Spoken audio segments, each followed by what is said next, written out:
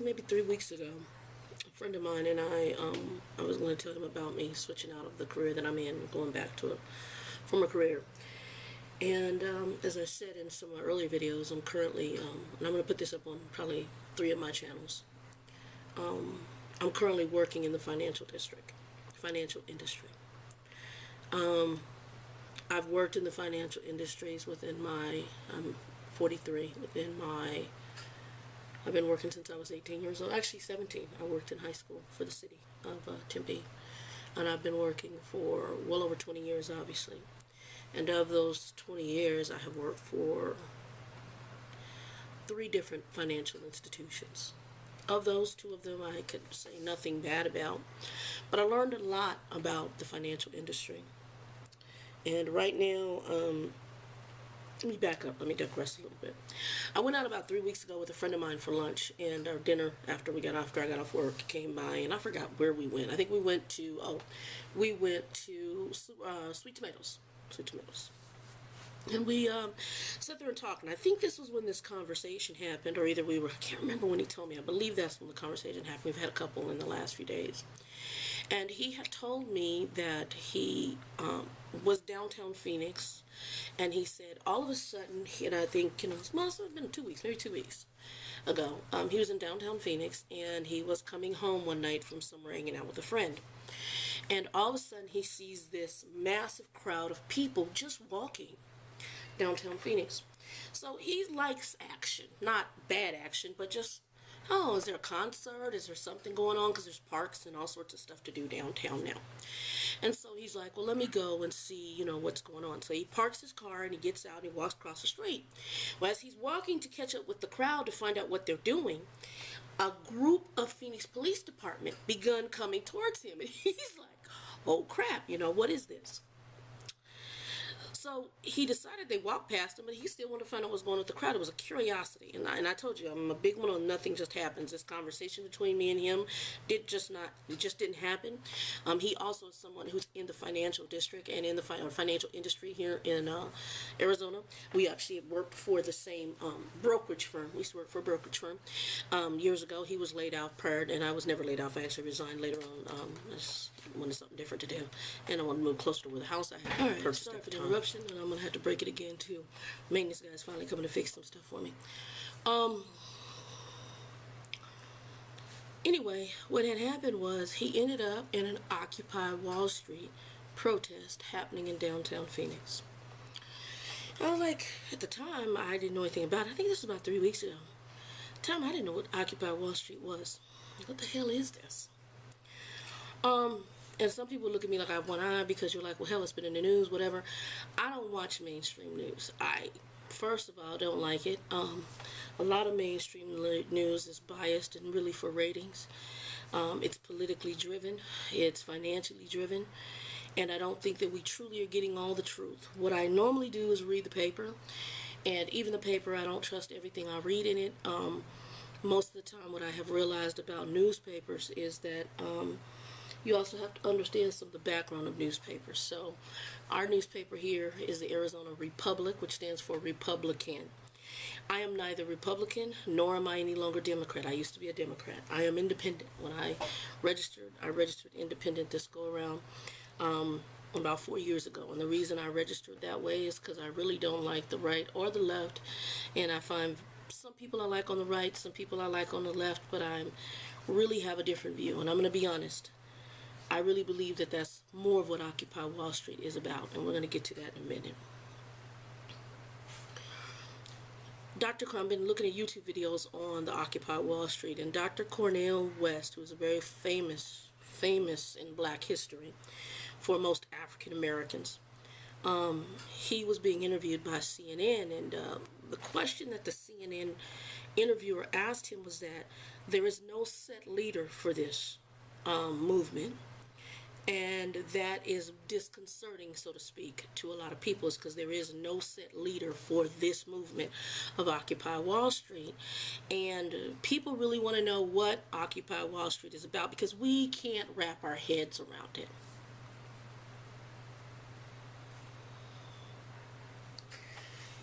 I continue to watch videos to kind of get an idea. I've gone to the OccupyWallStreet.org website. I've read articles to understand what it is, and I also wanted to wrap my head around what it is. But here is my own personal synopsis of what Occupy Wall Street is. Occupy Wall Street is a group of human beings that are saying enough is enough. They don't care if the corruption has to do with government. They don't care if the corruption has to do with corporate. They don't care if the corruption has to do with economy, human life. Enough is enough. And this movement is not only here in the U.S., this movement has sparked worldwide. While it may not be called Occupy Wall Street in other countries, it's happening. America, unfortunately, is due for a revolution. And I hate to say it, I really sense, and I could be wrong, that it is coming. And it's very, very, very necessary. Wow. As somebody who's working currently in the financial industry and leaving it because I do not like the ethical treatment inside the building, as well as feeling ill at how I see people being treated outside the business by the corporation who are the clients of the corporation. It's needed. It's so necessary. It's not funny. I'm gonna tell a little story I learned, and this came to me when I was watching videos. Because as I was looking, and I'm trying to put all my thoughts into context, but as I was looking at the videos on Occupy Wall Street, and as I was reading the information that I saw about Occupy Wall Street, and I was listening to the interview of Dr. Cornel West in conjunction with the lady from CNN, and I have favored a ton of videos on the Minister Dunn channel. You guys can see them, and please go watch them. They're extremely powerful. I mean, I'll be honest, some of them had me in tears. Because I can sense the necessary climate shift. And I think it is going to be scary for some, but I think that the pains of a new birth of what we need in this country, we're going to have to reach to the old, grab from the new, and create a difference. Our government is corrupt. It's obnoxiously politically red taped to death. The businesses, because they supply money, feel they can do whatever the F they want. And we are too busy supporting them and trying to be like the Joneses. And that is, oh, it's horrible. Sometimes you wish you could go to people and shake them. I talk to people every day, and they make comments about the company that I work for, and I'm thinking to myself, dude, if you don't like it, pull your shit out of here and show these people that they're business, because if you lose enough customers, if you lose enough money, you have to change. I used to work for this company right here. See that? The Sprint. I didn't work for the cell phone division of it. I worked for the long distance division of them, okay? And long distance, it was U.S. Sprint back when I worked for it. Now it was in the 80s. I think it was 80s. I was in my early 20s. U.S. Sprint, I made so much money working for these people. They treated us, to be honest, on a level. It was a great job. If I pull my Social Security benefits, I made more money at that company than any other corporation I ever worked at in my life. And I was a long distance operator. And I was non-union. While I think that they could have used a union later on down the road, we were non-union. But the benefits that they had just in pay. Sundays I got paid double time just to work on a Sunday. Holidays I got paid triple time just to work on a holiday. I made so much money, a plethora of overtime, and all I did was answer calls to people and place their calls for them. I mean, that was it. Send them phone cards, whatever. Talk to them about the bill, whatever. That's what I did. That was it. Easy job, in a sense. Tedious job, yes. On the phones constantly, yes. A lot of money. When I left the former cell company I was at, it was very expensive. Who did I go back to? I went back to Sprint. Sprint's reputation sucked because the head of Sprint had become so greedy and so arrogant that he didn't want to deal with his customers. So he began to fire those who called too much. Let me help you out with something. If you do not educate... All right, I think we're good. All right. So, moving my chair so y'all don't see me. where I left off, my maintenance guy came and fixed some stuff, so I had interrupted on the last video, on the last one, so I've broken this out in the clips. But anyway, if you as a company do not educate your customers and do not explain to them things or do not provide them the education of the material, then my eyes are dark, means I'm tired, then you are going to end up getting customers who will repeat call because they don't get it, they don't understand, and you need to supply the help to educate them. If you don't supply the aid to educate a customer, you're not willing to educate them, and you basically, I want your money, I'm gonna take, but I'm not gonna give you anything in return except for this, and then you just figure it out on your own and F you, basically. Then what ends up happening is people continue to call over and over again if they don't understand their billing. If you're bending them over a chair, and I hate to say fucking them with a bob or a condom, then eventually they're going to call back. It means that you are not meeting the customer's needs. You're not meeting the client's needs. And therefore, the client is going to continue to call. Okay? I currently have the same thing in the financial institution I'm in right now. I work where we deal with basically customers who are disputing something or fighting against something because it's either not right or some issue with whatever company they dealt with financially. At the end of the day, those protections are afforded them under the financial institution. But the problem is, with my former, long time ago financial institution I worked for, who did exactly almost the same, virtually the same thing, with just a couple of exceptions. We educated our customers. We took the time to teach our customers. So I didn't have a customer calling back with 500 of the same type of scenario because we took the time to educate them on the process and what steps to take and how to avoid being in this situation again. But if you're so concerned about this and you're not looking at, I just want your money and I just want to get you off the phone, and I really don't give a damn about you. You know, I say the pleases and the thank yous in the right spot, but I'm bending you over the chair, basically fucking with a bob wire condom for your money. Basically what I'm doing. And if we lose the case, you're going to owe us the money anyway, so we really don't give a damn about you. Just send that in and just keep going, and we keep running around the tree chasing the dog with a tail. And the customer repeat calls. I had, and what did it for me, consciously, ethically, morally, was I had an elderly client that called me, and because people internally are so scared for their jobs, they're rushing the clients off the phone and not educating them, and the company doesn't really support them educating them. They'll lie and say they do, but they don't, because educating a customer is going to take more time than the time you're giving us to handle this call. That's just truth. And educating the customer would mean you need to offer certain services that you're not offering. That's true.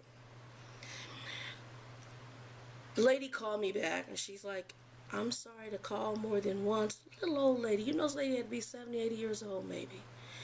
She said, but baby, I don't know what just happened. I was calling to tell you people that this had happened to me and see if you could help me with the situation, but I don't know what just happened. And at that point, consciousness hit me.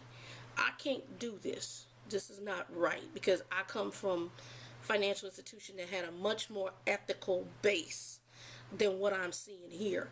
It wasn't about the dollars. It wasn't about me getting a monthly bonus because I met this little metric you got. It was really about handling the customers. It was about me as an employee being invested in and not feeling that I come in under the cat of nine tails to do my job, or under a guillotine that I have to perform at these metrics or you're going to cut me. And so this is some of what Occupy Wall Street is about. And I understand it on a wider perspective because I came from the financial industries, and because I've seen them from the stock viewpoint of the stock market, and I've seen them from the banking viewpoints of working for former banks. Okay, all these folks are a lot of times in bed, especially in the stock market. They all in bed with each other. Oh my God! When I moved to another area of the company, I didn't know we all communicated with each other. I thought this was our rival. But we're in bed sharing stocks with each other, loaning stocks to each other, and I'm just sitting here like this. Because I had no clue. And because most of the American public doesn't know, that is why Wall Street government is so like this, like this. News media, like this, like this. Because they're all in bed with each other. On some form or level, they're intimate. I'm going to tell y'all a story. I was going to tell a story earlier. It was an African American story. Those who know African American history, you'll know this statement. Those who have any semblance of understanding African American history, you're going to understand this statement. During slavery, there was something known as a house nigger and a field nigger. The house nigger would be all considered comfortable. Okay? I'll consider him mainly the middle class. Okay? The field nigger, I would consider him today's poor.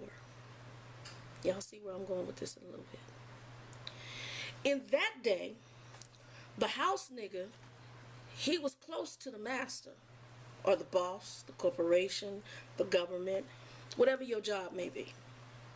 And he was friendly with the master.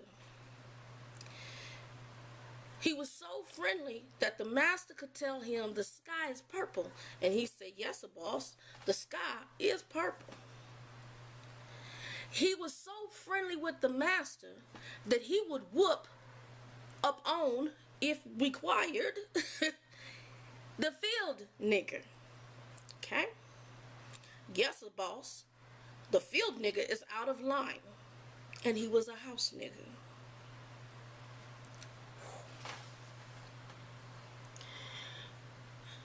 But what has happened is that the boss has started to become so wealthy that even the house nigger is starting to question who he's working for and who he's dealing with. Because now the boss is starting to dip in the house nigger's wages in America. And America is starting to wake up. Because all the house niggas that go to work every day are not being treated with due respect. Your jobs are in jeopardy because the corporation master has made so much effing money off of you. And maybe you sit in positions of supervisors and management, upper management. I've sat in rooms with VPs that I used to go to church with. People who were former very top heads of their companies who were laid off. And they were considered what you would call middle class, upper middle class.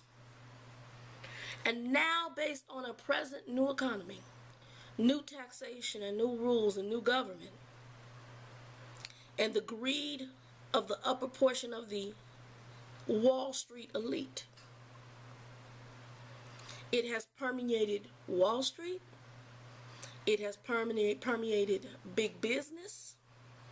It has permeated politics, politicians, even to our White House. And we are wondering why. Why? We're in the condition we are in. And news media has the nerve to ask, and it just blew my mind when they asked Dr. Cornel West this, we need a leader, and we really don't understand what this is about. You can't understand because, see, right now, you're still too close to Master, and Master hasn't bent you over the chair and put on a barbed wire condom and fucked you. Think about it. Occupy Wall Street is really about a bunch of people who all of a sudden, some who are middle class, some who are already field niggas, some who are former house niggas, some who no longer realize, yes, a boss is a good answer. Some who realize that boss is bending them over the chair and fucking them with a barbed wire condom. I got to keep it real. You know how we do. And now, all of a sudden, Occupy Wall Street comes to the forefront. We might not be able to put our hands on everything, but we know just because it's not something we can visualize, something that we can put a picture against, we know it's there. Because this is not a tangible thing. It's invisible. It's shit, excuse my friend, I'm gonna keep it real. It's shit that's going on behind the scenes that is putting the American financial system at risk. It's a slew of events, all tied to each other. It's like when you take a domino stack. And even though, because they're all in the same row and they're in a pathway, if you hit one, they all fall down. No matter what design you put them in, none of them will stand. Because they're all in line. They all are interactive with each other. It is the same concept. It's the same concept. It's why people in Wall Street didn't do prison time like they should have. You know,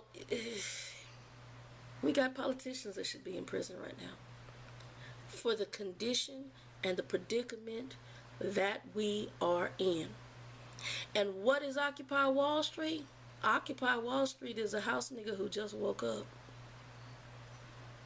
and a field nigga who's joining in saying enough is enough. And the sad part is, it's no longer about the color of your skin.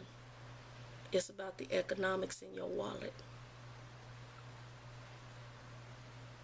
More to come on this subject. Peace. I realize your importance. Gonna leave what's left behind. Ooh, going uptown, downtown.